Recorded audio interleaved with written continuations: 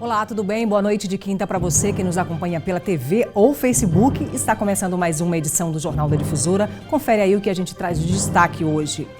Em pouco mais de 3 meses, quase 2.000 maranhenses já morreram vítimas da Covid-19. Empregadas domésticas estão entre os grupos mais vulneráveis durante a pandemia. Trabalhador com auxílio emergencial negado pode recorrer à Defensoria Pública da União. Mesmo com pandemia, cronograma de manutenção de urnas eletrônicas segue mantido pela Justiça Eleitoral.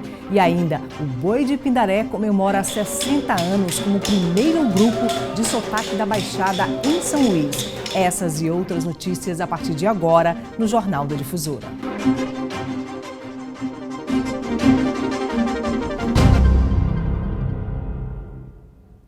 35 novas mortes provocadas pela Covid-19 já foram registradas nas últimas 24 horas em 17 municípios maranhenses. Mais do que estatísticas e números, são vidas perdidas e de famílias que sofrem com a dor da perda. O cansaço ao falar e caminhar ainda fazem parte da rotina da profissional que se recuperou há pouco da Covid-19.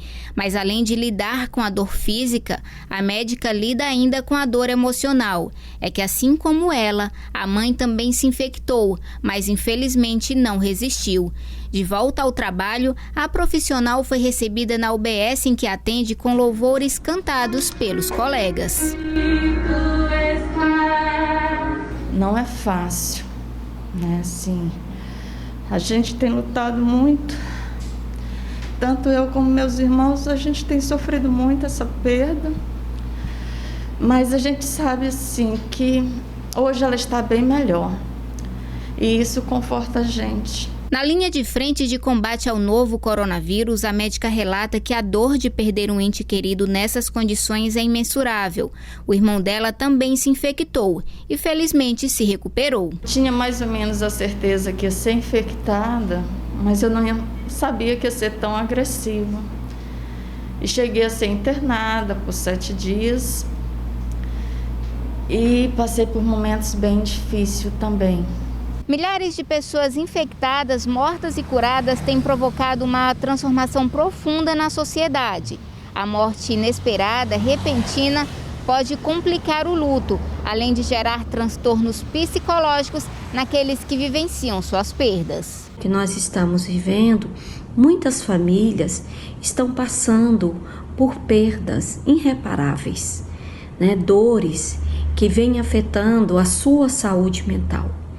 E aí a necessidade também cultural de pensar em alternativas, da busca para lidar com essa situação do luto.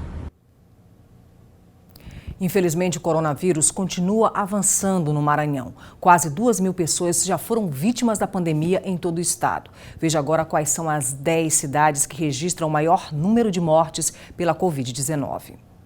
A capital maranhense lidera o ranking com 745 mortes. Em seguida vem Imperatriz, com quase 200 casos. 74 em São José de Ribamar, 56 em Passo do Lumiar e 51 em Açailândia. Em Santo Inês, o número já chega a quase 40 casos. Lago da Pedra tem 35, Pinheiro com 24, Caxias com 22 e Pedreiras com 20 casos registrados. E vamos atualizar agora os dados da Covid-19 divulgados agora há pouco pela Secretaria de Estado da Saúde. 951 pessoas estão internadas em hospitais entre as redes pública e privada. Quase 19.000 seguem em tratamento em casa. Mais de 53.000 pessoas estão recuperadas. 1.871 mortes já foram registradas. O número de suspeitos subiu para 2.200 e mais de 71.000 novos exames já foram descartados no estado. E você que nos acompanha ao vivo pelo Facebook, deixe aí seu comentário e interaja com a gente e nos ajude a pautar o Jornal da Difusora. A gente vai para um rápido intervalo e veja daqui a pouco. Empregadas domésticas estão entre os grupos mais vulneráveis durante a pandemia. E ainda, trabalhador com auxílio emergencial negado pode recorrer à Defensoria Pública da União. É um instante só.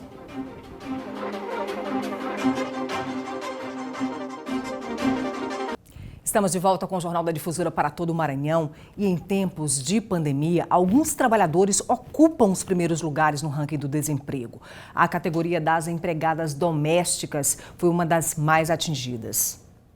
Os vídeos com depoimentos de empregadas domésticas estão espalhados em todo o país. Relatos de mulheres desempregadas devido à pandemia. Trabalho como doméstica, comecei aos 16 anos, tenho 2 filhos hoje. E estou desempregada por conta do coronavírus.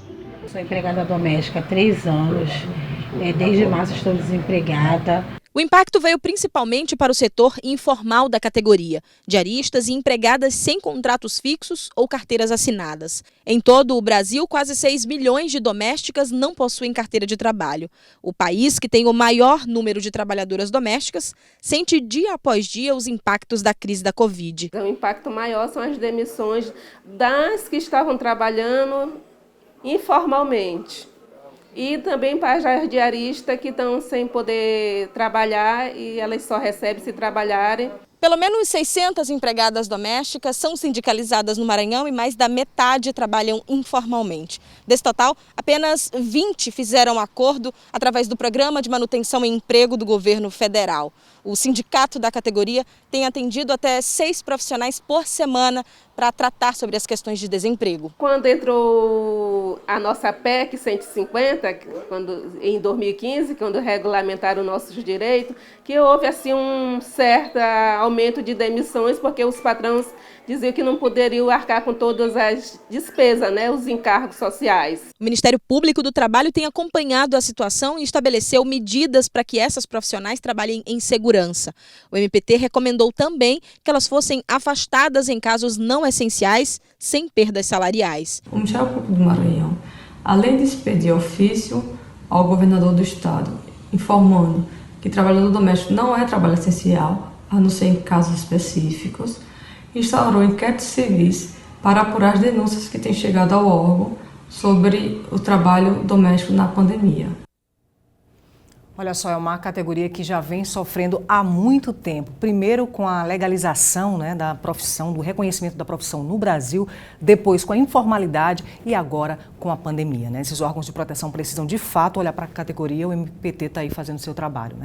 E quem tem direito ao auxílio emergencial, mas teve o benefício negado, agora pode entrar com um pedido de contestação da decisão na Defensoria Pública da União.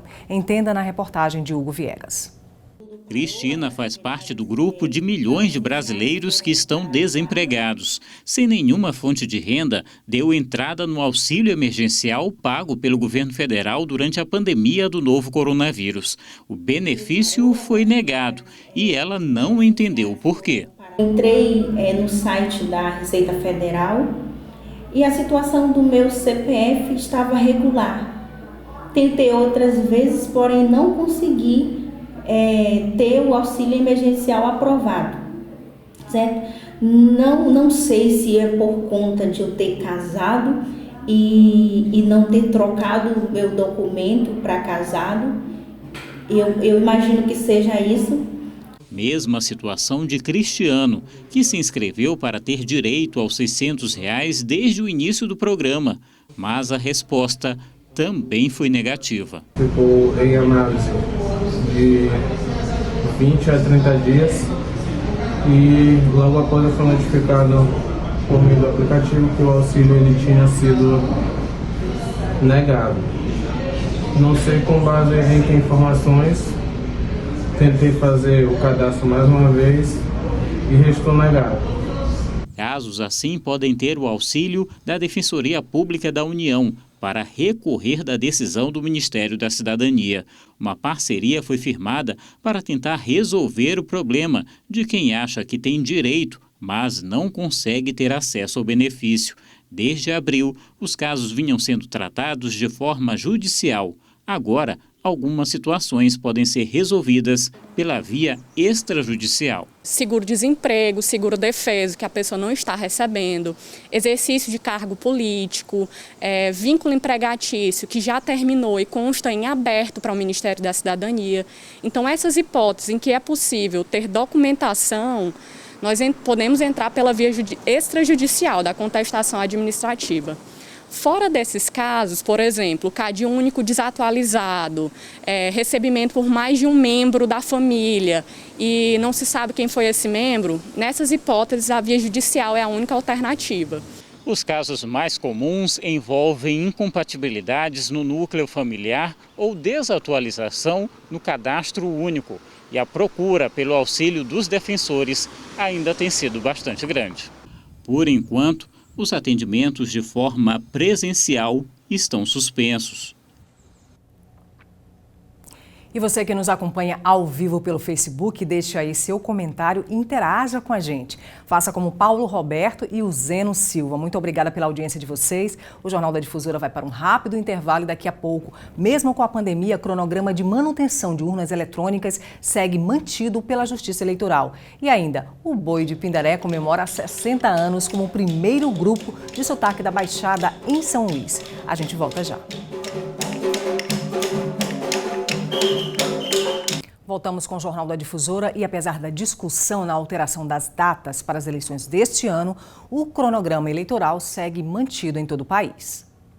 Mesmo com o adiamento das eleições, primeiro e segundo turno, previstos para novembro, o protocolo da Justiça Eleitoral envolvendo as urnas eletrônicas se mantém. Mesmo antes da avaliação de mudanças das datas por parte do Congresso Nacional e Justiça Eleitoral, os trabalhos de manutenção das urnas continuaram. Em meio à pandemia, algumas medidas de segurança foram adotadas, mas as atividades seguiram. Nosso trabalho não parou, né? Nós estamos em escala de revezamento dos técnicos. Fazíamos cerca de 400 urnas por dia de manutenção preventiva e estamos fazendo 200 para manter o distanciamento dos servidores, né, dos técnicos.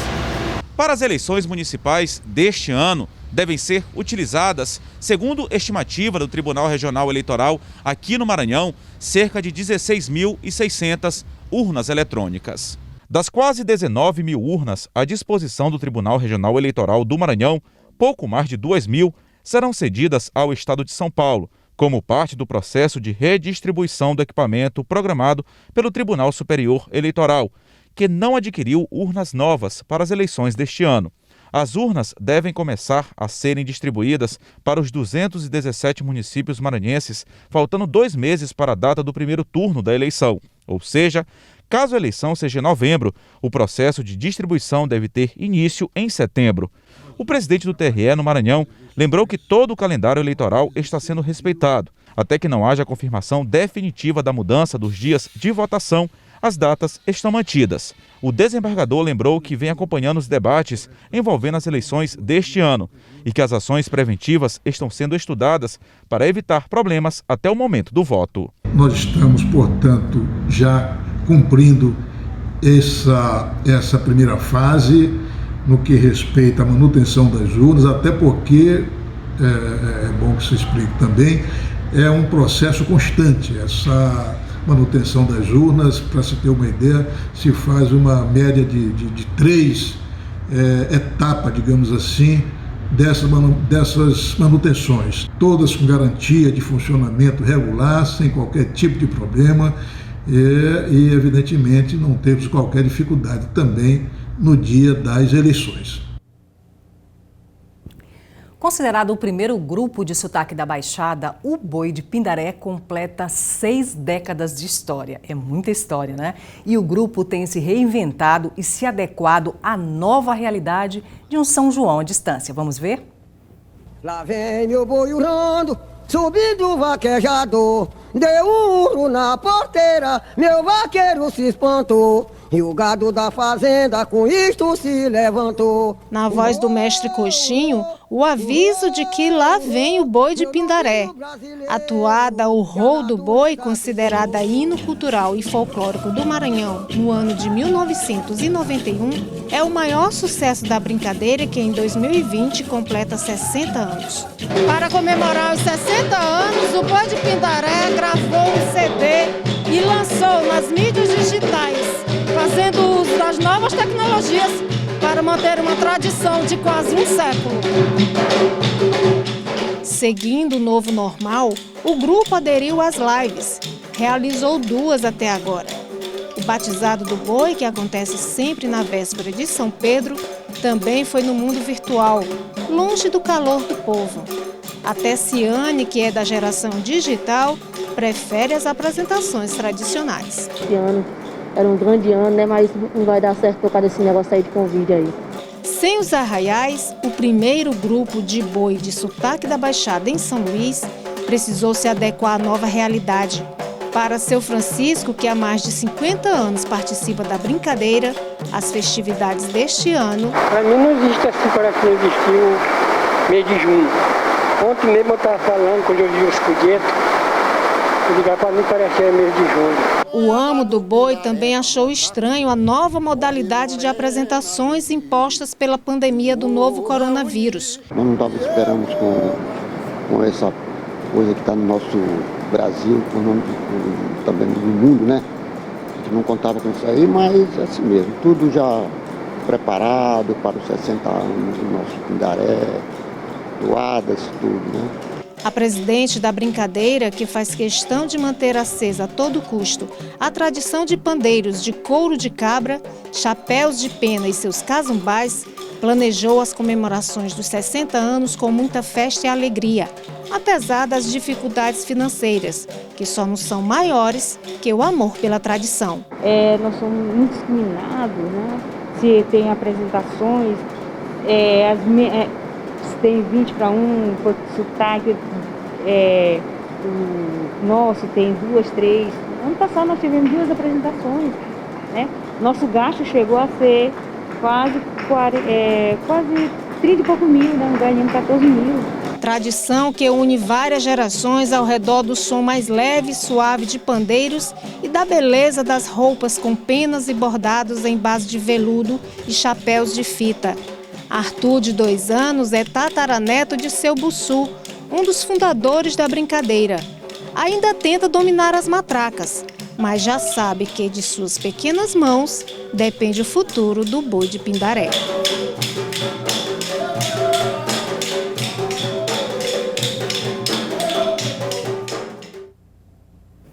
Lindo de ver, né, gente? Parabéns aí ao boi de Pindaré. A gente fica puxando aí na memória a imagem, né, a grande imagem de um batalhão aí pelos arraiais de São Luís e do Maranhão. As reportagens dessa edição você pode rever no portal MA10 e para acessar basta acionar a câmera do seu celular e apontar para o QR Code que aparece aqui na tela. Vai lá também nas nossas redes sociais da TV Difusora e interaja com a gente. Faça como o Samuel Alves, a Graça Ramos e o Lucas Santos, que nos acompanham ao vivo pelo Facebook. Muito obrigada pela audiência de vocês. O Jornal da Difusora fica por aqui com imagens ao vivo da movimentação da Avenida dos Holandeses em São Luís. Bom retorno para casa, muito obrigada pela sua audiência, uma boa noite e até amanhã.